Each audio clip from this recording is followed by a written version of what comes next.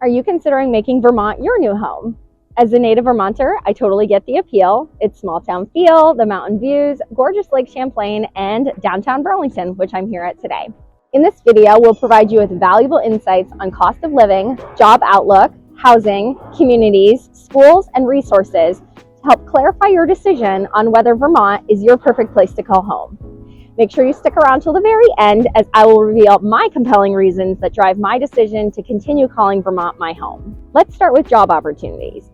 Moving to a new place means finding new passions and new ways of working. This may mean a new job or an entrepreneurial endeavor. It is recommended to start your job search early to ensure stability as you make your move. Good news, Vermont has been ranked in the top 10 states for job outlook based on metrics including job opportunities, unemployment, median income, average commute time, and job satisfaction. Some of the major employers in the area are UVM Medical Center, Global Foundries, Seventh Generation, and GE. Vermont is also home to 75 or more thousand small businesses, accounting for 19.3% in total exports generated by small business. For more information on small business, here's a quick peek at resources available to you. For job listings and career resources in Vermont, you can visit jobsinvermont.com, and other local resources you may find valuable are 7 Days and LinkedIn. For cost of living, when you ask locals, they will tell you that Vermont cost of living is high and noted to be around 17% higher than the national average. However, when you compare it to its New England neighbors, it is actually one of the more affordable states in the New England area. Cost of housing, food, fuel, childcare, and healthcare are contributing factors to the average cost of living. With less supply chains, it can be a bit harder to find fresh produce, daily essentials, and with it, the cost of things like strawberries can be around $5, a gallon of milk could be around $5, and a gallon of gas, even though it's around $4, usually goes up to $5. With cold winters and the cost of heating oil around $4, it can cost upwards towards $300 to $400 a month to heat an average-sized home in the winter. Homeowners would tell you that one of the higher costs around this state is the labor of hiring those in the skilled trades. Take this piece of the puzzle seriously before making the commitment. You'll want to know that it aligns with your budget. For detailed cost of living information, you can check out these websites. Housing. Housing is a major factor to consider when moving to Vermont. We have seen significant increases in the cost of living over the years, especially 2020 through 2022. As one of the largest pieces of your monthly budget, it is highly recommended to understand the local real estate prices before making your decision. Keep in mind that certain towns will be serviced by city water and city sewer, where other more rural towns will have your own well and septic systems. Let's start with rental averages. An average 2-bed rental in Burlington, Vermont is around $2,000.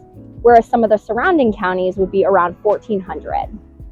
There is a rental shortage with a lack of affordable housing. I have a rental resource guide with some great tips and resources that you can find on my website, juliedanaher.com.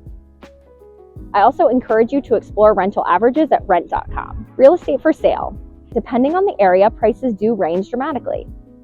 This can be due to access to amenities, the size and style of homes in the area, larger lot sizes, as many places in Vermont require 10-acre minimum zoning. Due to inventory shortages, prices have really been continuing to rise.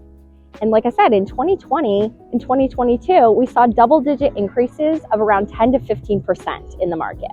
An average appreciation rate for this area is typically around 3 to 5%. So when purchasing real estate, it is highly recommended to work with a buyer's agent who is an expert in your market on pricing and strategies that are working to help you get into the right home. Communities in Vermont. Vermont offers diverse communities with really unique qualities. Although nearly 98% of the state is considered rural, there are some more urban and densely populated areas such as Burlington, Montpelier, and Rutland. Each of these communities offers a different feel and culture.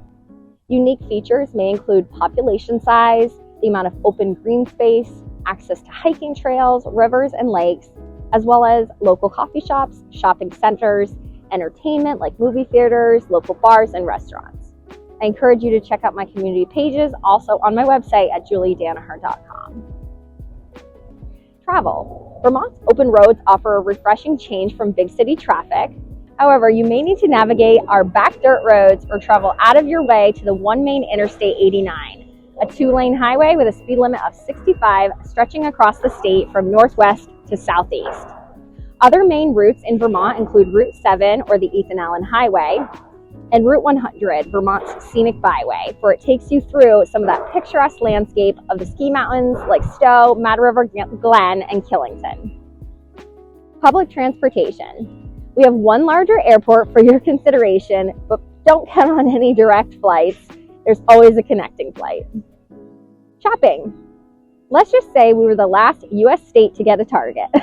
Vermont can be a bit behind the times, but local shops and farmers markets make up for it. Some of the main grocery stores found throughout the state are Hannaford's, Market 32, and Shaw's. Some of the larger shopping centers can be found in Burlington on Church Street, which is where we are here local today, South Burlington at the University Mall, Berlin Mall, Maple Tree Place in Williston, and the Essex Experience. Used clothing and thrift stores are also abundant, especially in Chittendencounty. Williston has several stores focused on kids' clothing. Keep in mind, much of Vermont is rural, therefore high-speed internet is not always available in certain areas. Burlington Telecom is one of the larger companies expanding fiber right now into new areas. Other local service providers are Comcast, Xfinity, Fidium, and Consolidated Communications. Access to healthcare. Major hospitals in the area include UVM Medical Center, Northwest Medical, Copley, and Porter Med Center. For a full list, you can visit healthvt.gov. Let's talk taxes. Real estate taxes. Each town in Vermont has its own tax rate, which can very much significantly impact your monthly payment. You'll want to research tax rates in the areas that you're interested in. This is comprised of education and home or non-homestead rates. Together, they range from 1.5 to 3%. Areas with more services like Burlington will tend to have higher tax rates. An average assessed home, let's say at $400,000 in a town that's a 2.5% tax rate would be about $10,000 in taxes. Vermont tax rate for sales and meals is 9%, 10% for the alcoholic beverage tax. Next on the list is schooling. Vermont schools vary in offerings, making it essential for parents to research and choose the right fit for their children. Schools have different services and support staff, student-to-teacher ratios, different tech, athletics, and clubs. The average public school size is around 277 students. Special notes unique to Vermont when it comes to schooling. Act 166 provides funding for families to cover a portion of early childhood education. Vermont also has one of the more lenient school choice programs in the country for high school. High schooler can apply to attend any other high school, 9 through 12, with a cap. For more information, go to education.vermont.gov and greatschools.org. Climate. Average temperatures in winter are around 20 degrees Fahrenheit. For winter, you're going to want to be prepared with essentials like snow tires and the four-wheel drive. Yes, many Vermonters drive a Subaru. My top pick is the Toyota 4Runner. Vermonters and those who travel here take full advantage of the 25 ski resorts that Vermont has to offer. Average temperatures in summer are around 70 degrees depending on where you're at in the state. Temps do not often fall below zero, but also not as above 100. Summers here are my favorite part of living in Vermont. And although we only get 58 days of full sunshine, we take full advantage.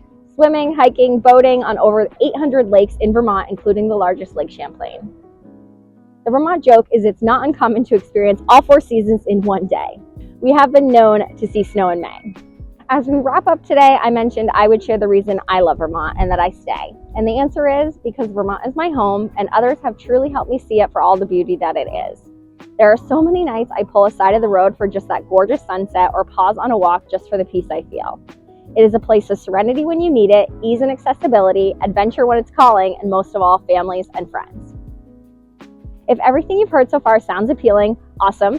Your next step to check out my community pages at juliedanaher.com to learn more about the different communities and what makes each of them special. And don't forget to subscribe to my channel for more videos on community in Vermont.